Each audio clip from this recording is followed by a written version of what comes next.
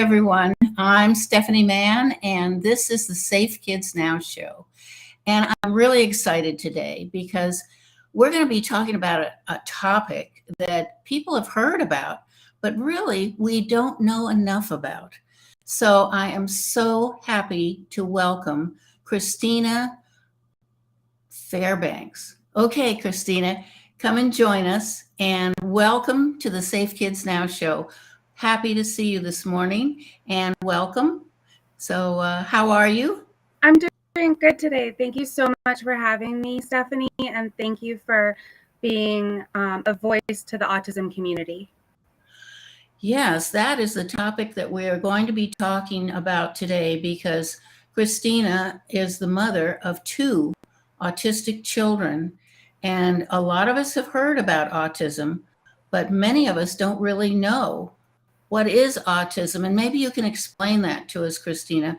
What is autism? Autism is a neurodevelopmental disability. It happens in utero. It happens as the child grows and develops.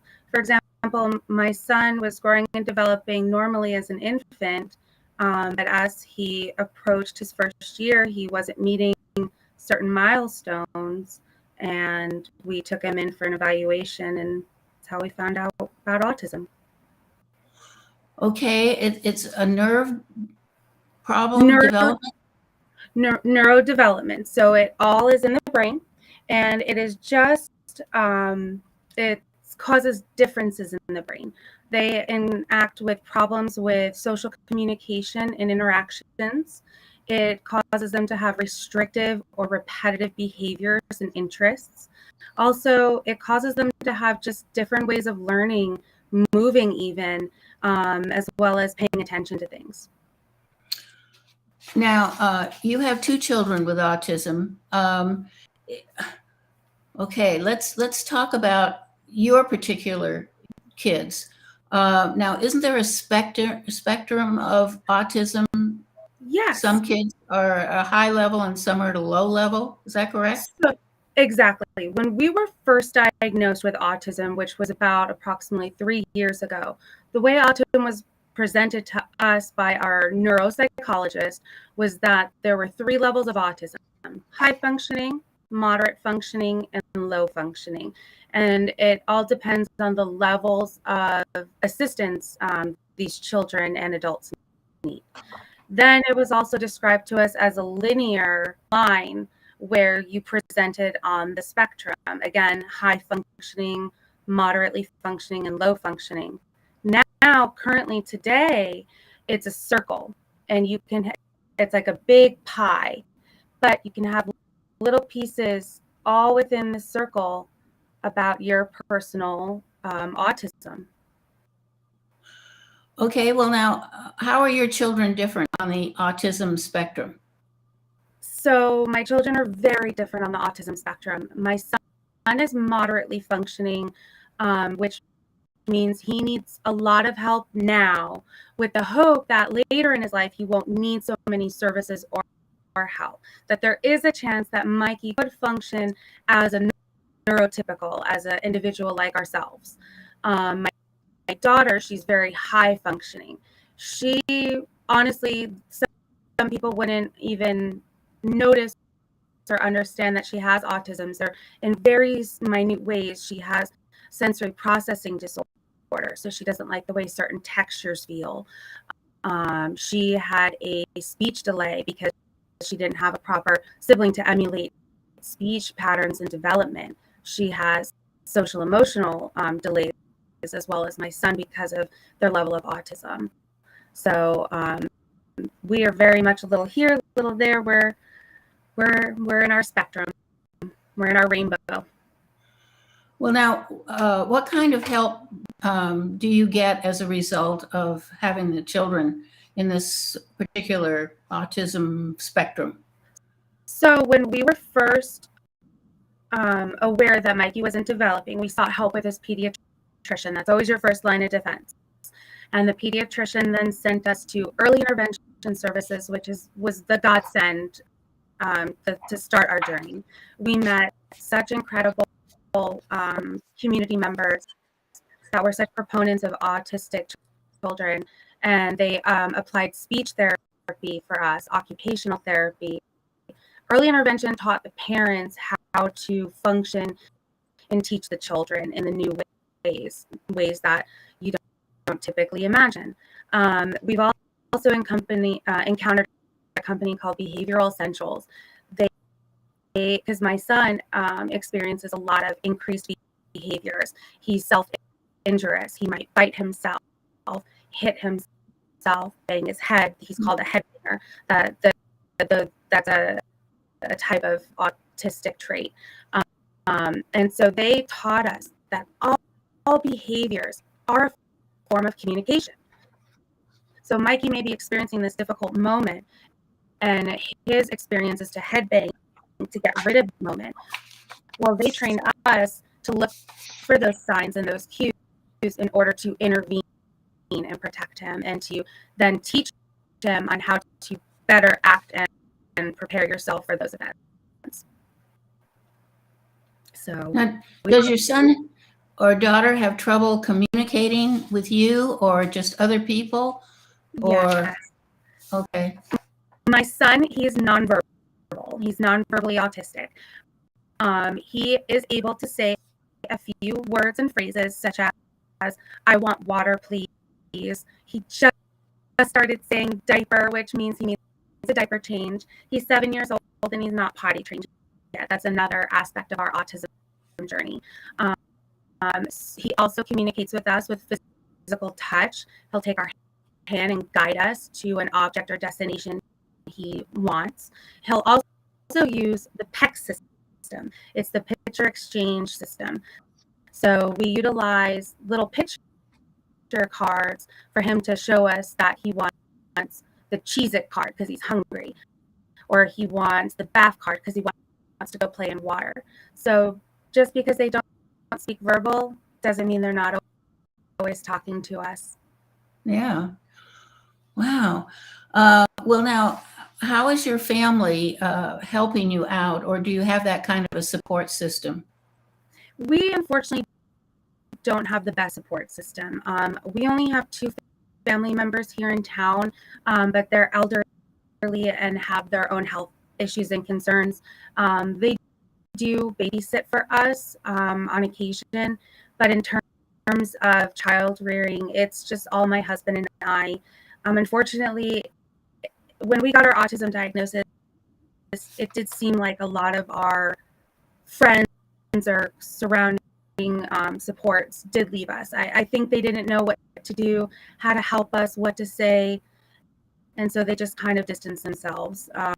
So the autism world, it's a lonely world. My husband and I have both struggled with loneliness, but it strengthened our relationship.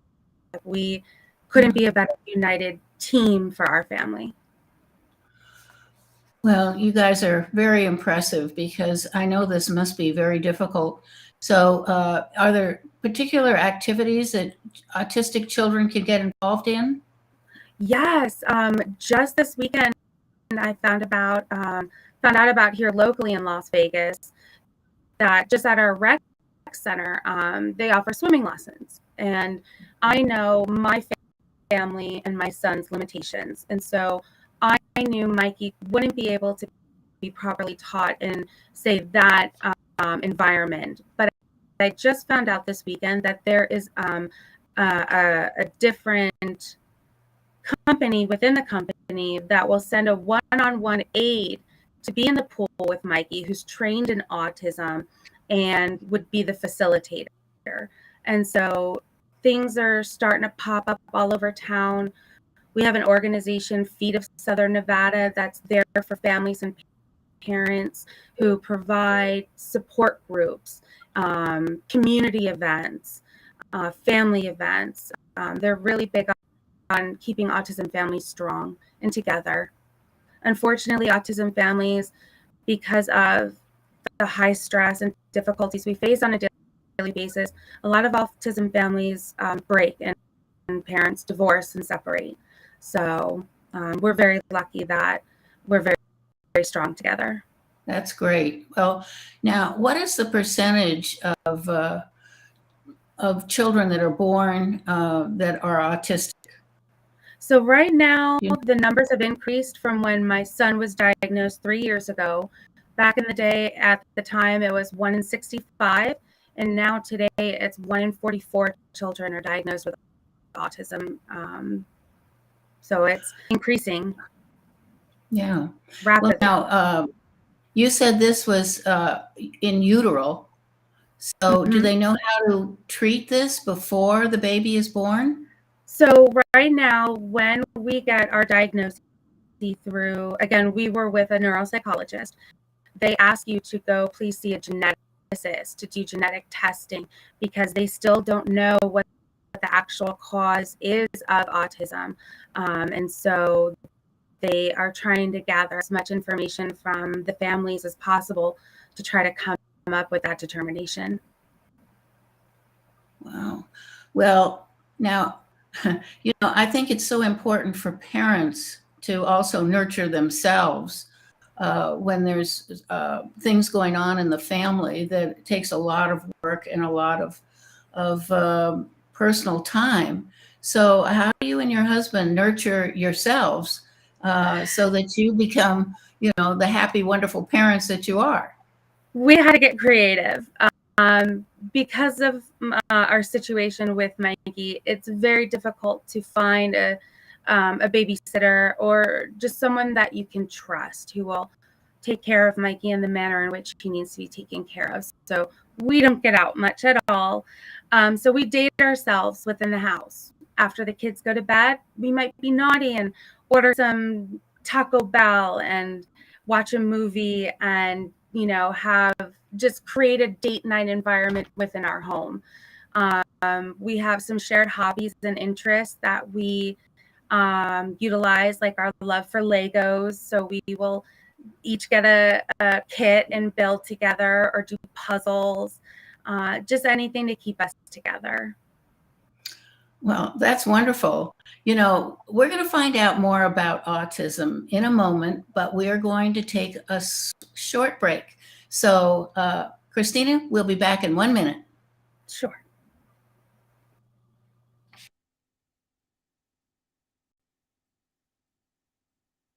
Throw and Tuck.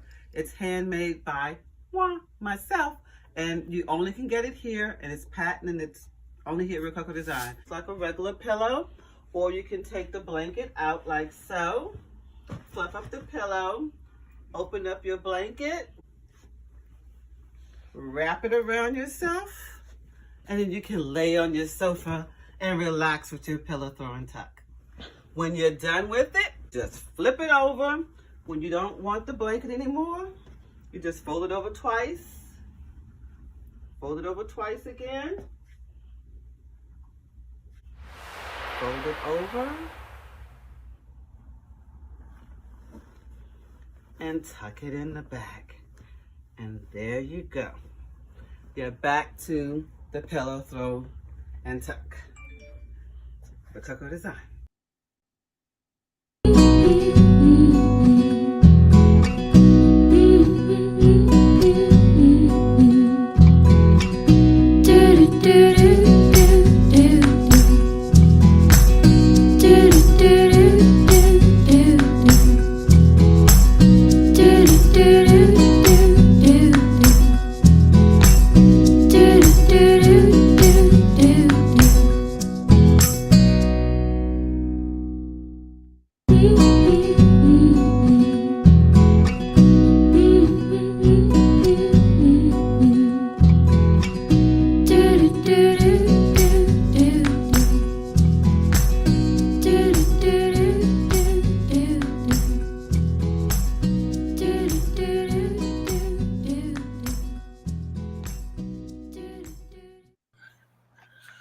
Welcome back to the Safe Kids Now show.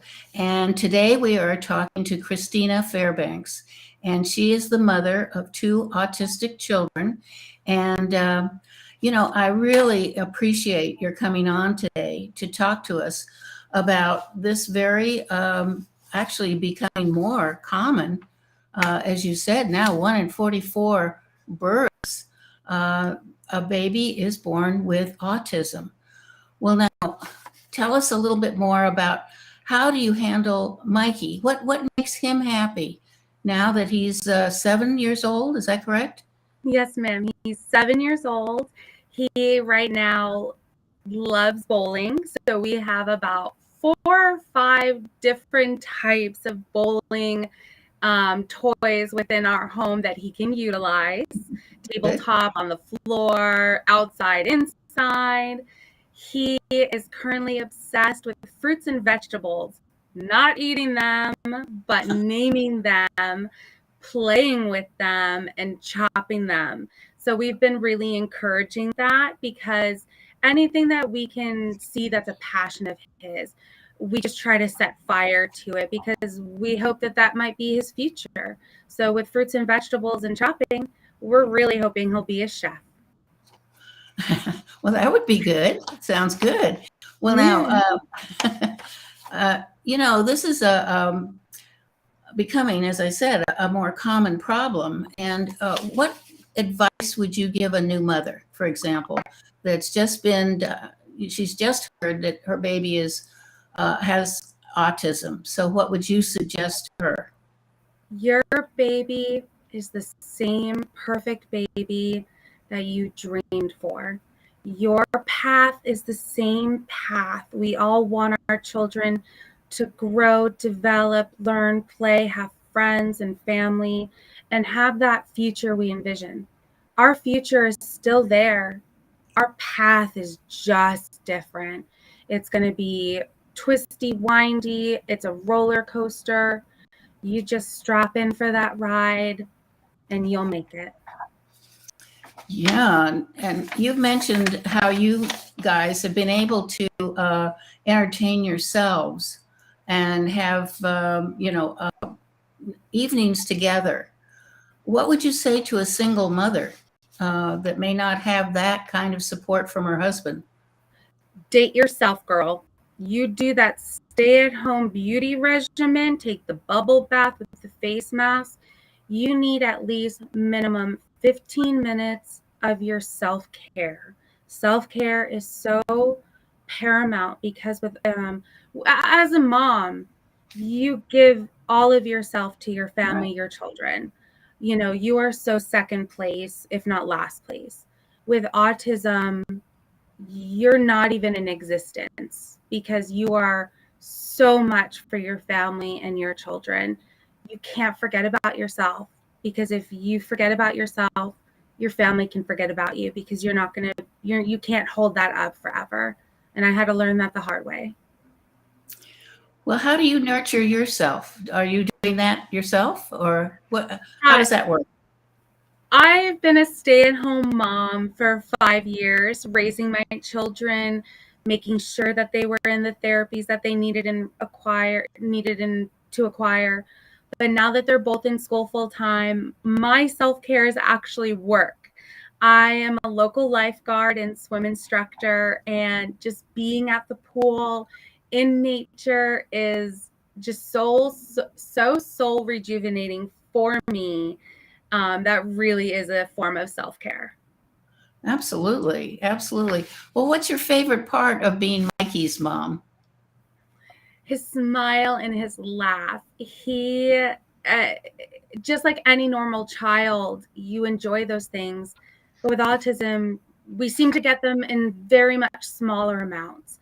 And so our steps are small, but our steps are many. And so we learn to appreciate those small things and those life lessons that our autism journey, that Mikey has been able to teach me, just carry me. He's so inspiring. His work ethic. My son goes to school from 9 a.m. until 1:30 in the afternoon. And then he goes to therapy from 2 o'clock in the afternoon to 7 o'clock at night. He has a longer work day than I do. And he fights through it and doesn't complain. He knows he needs it. He knows he has his friends there, and he works hard to overcome his challenges. Well, good for him. That's wonderful. Now, does your daughter go to the same school or not? She does. And we actually had a fight this year to make sure she stayed in that school because she has really overcome her disability through early year intervention and her pre-K years. So she's actually in gen education now, kindergarten. So they are in the same school because sometimes the school staff utilizes our daughter to help calm Mikey down, center him, and even guide him to different areas of the school. So she's not just, we call her big little sister because she has stepped into a caretaker role for her brother on her own, bless her heart. So we're so proud of her. Absolutely. Now, how many children are in that school? Oh, I don't have the exact number. It is a full public school here in Nevada. Mikey's class is just a very specific special education primary autism class. They see all the different grades. I think it's kinder through 5th grade, each of the autistic kiddos. So it's Mikey with 7 other kiddos in his class. Wow. Well, it sounds like you have a nice arrangement for the children. Routine. That sounds very supportive. Routine is paramount in the autism life. I think it's paramount for all children, actually. True. Very true. They all need to go to bed at the same time. They need to get up at the same time and, go to school, have a routine. And if you sometimes mess up that routine, they get really anxious and any child does that too. So, well, any final thoughts from you on what you need or what you can suggest or anything you would like to add at this point? For people who know families that have autism, we struggle. We struggle every single day. Dark moments in the day don't make a dark life, so don't have pity on us. Our children are still children. They're beautiful. They're just different. Our autistic children are not less than anyone else. No. They're normal children. They just have a lot of challenges that they have to face and overcome.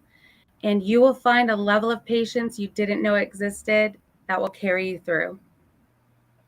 Well, that's wonderful advice for not just your children, but for all children.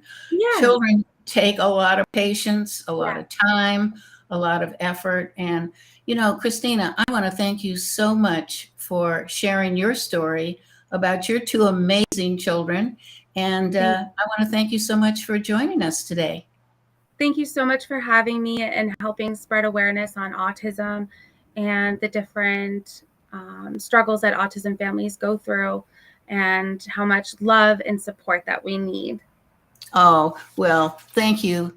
And we'll look forward to talking to you at another time. So bless you. Bless your wonderful children. Take care. Thank you, Stephanie. Take care. You too. Bye-bye. Oh, my goodness. We are so blessed to have healthy children, but we're so blessed to have children, period. They are such a blessing in our lives, and they give back.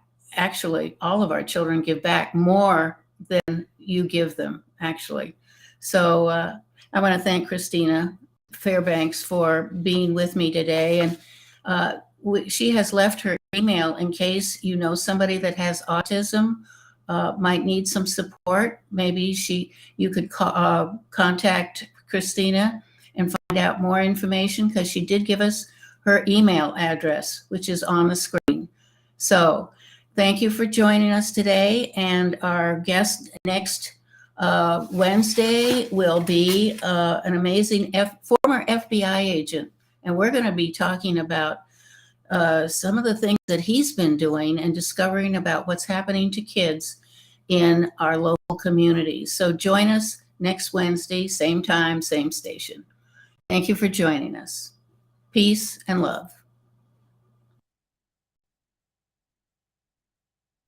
You're listening to All About Us Radio. We're live streaming 24/7, playing old school versus new school.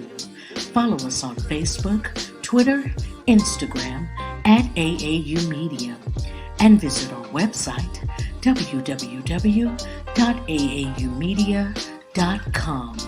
Call us at 1-833-369-1444, extension 1, and leave us an inspirational message or request.